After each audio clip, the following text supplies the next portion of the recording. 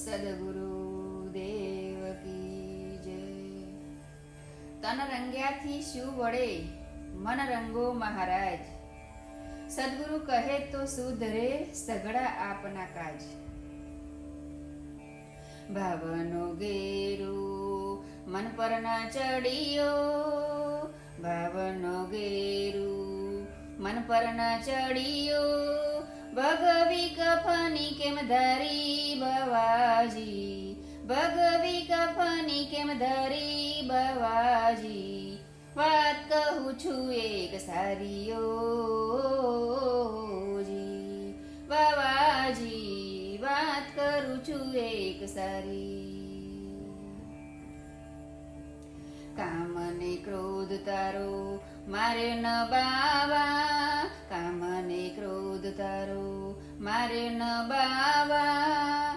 દંડો રાખ્યો છે કેમ ભરી બાવાજી, દંડો રાખ્યો છે કેમ ભરી બાવાજી. વાત કહું છું એક સારીઓજી.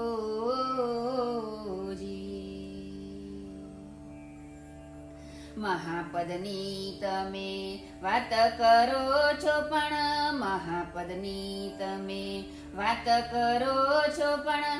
ઘટમાં રાત અંધારી બાવાજી, ઘટમાં રાત અંધારી બાવાજી. વાત કહું છું એક સારીઓજી.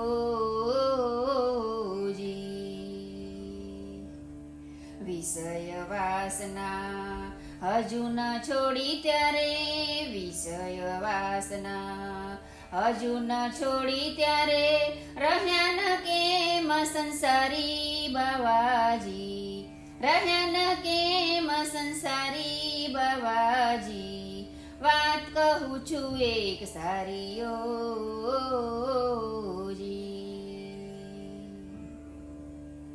મનથી માયા હજુ ન ત્યાગી, મનથી માયા હજુ ન ત્યાગી. ઘેર ઘેર અહાલે જગાઈ બાવાજી, ઘેર ઘેર અહાલે જગાઈ બાવાજી.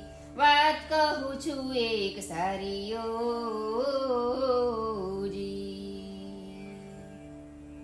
ધૂણી શબ્દનો મર્મ ન જાણ્યો, ધૂણી શબ્દનો મર્મ ન જાણ્યો.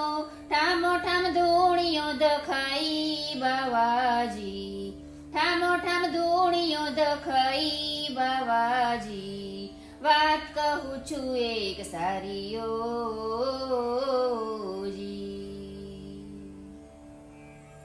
વાણી મારી મીઠી નથી પણ, વાણી મારી મીઠી નથી પણ.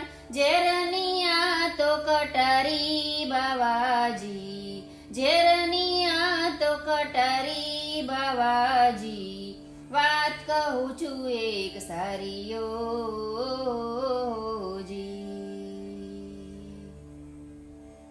સદગુરુ ચરણોમાં સદગુરુ ગાવે, સદગુરુ ચરણોમાં સદગુરુ ગાવે. જનનીને ભારે સિદ્ધ મારી બાવાજી, જનનીને ભારે સિદ્ધ મારી બાવાજી. વાત કહું છું એક સારીઓજી, બાવાજી વાત કહું છું એક સારી. તમે જુઓ હૃદયમાં વિચારી બાવાજી. વાત કહું છું એક સારીઓજી, બાવાજી વાત કહું છું એક સારી. સદગુરુ દેવ કી જય. બાપજી આ ભજનની અંદર બાવાજીને કહે છે કે ભગવો જે રંગ છે એ મન ઉપર ચડવું જોઈએ, શરીર ઉપર ધારણ કરવાની કોઈ જરૂર નથી. કારણ કે શરીર ઉપર ધારણ કરવાથી કોઈ મહાત્મા બની નથી જતું. મન ઉપર ભગવો રંગ ચડવો જોઈએ, કે જેને પોતાનું મન છે ને એ મુઠ્ઠીમાં લઈ લીધું છે.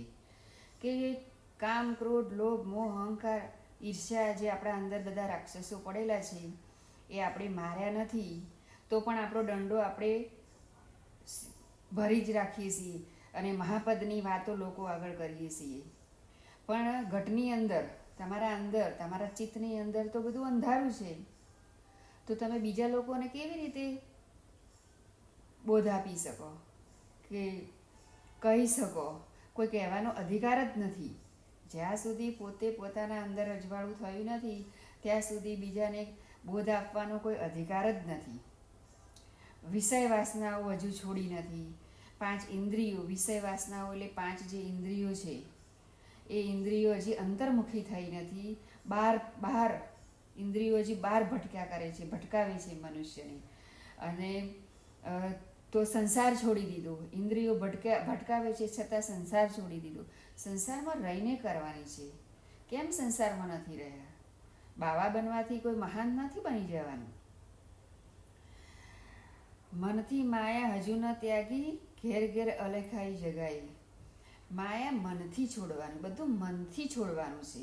શરીરથી કશું નથી છોડવાનું. બાપજી કહે છે શરીરથી બાવા બની જવું અને ભગવા કપડાં પહેરી દેવા, બધો ત્યાગ કરી દેવાની કોઈ જરૂર નથી.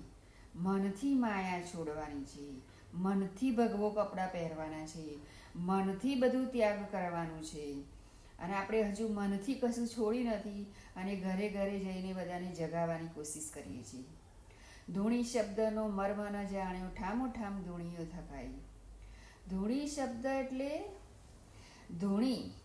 ધૂણી એટલે આપણા અંદરની એક સ્થિતિ છે કે ધૂણી એટલે એ શક્તિ છે આપણા અંદર. જ્યારે સાધક આગળ જાય સાધના કરતાં એટલે ધૂણી જેવું જે સ્થિતિ છે કે ના અંધારું હોય ના પ્રકાશ હોય, ધૂંધલી સ્થિતિ એવી આવી જાય છે ને કે ધૂંધલી, કશું દેખાતું નથી હોતું, એને ધૂણી શબ્દ કહ્યો છે. અને ઠામોઠામ ધૂણીઓ દખાઈ. જે બહાર જે ધૂણી દખાવવામાં આવે છે એ ધૂણી વાસ્તવમાં જે આપણે સામાન્ય જે ધૂણી હોય કે અગ્નિની જે ધૂણી હોય એને દખાવવામાં, વાસ્તવમાં ધૂણી એટલે આપણા અંદરની એક સ્થિતિ હોય છે અને એ શક્તિ હોય છે.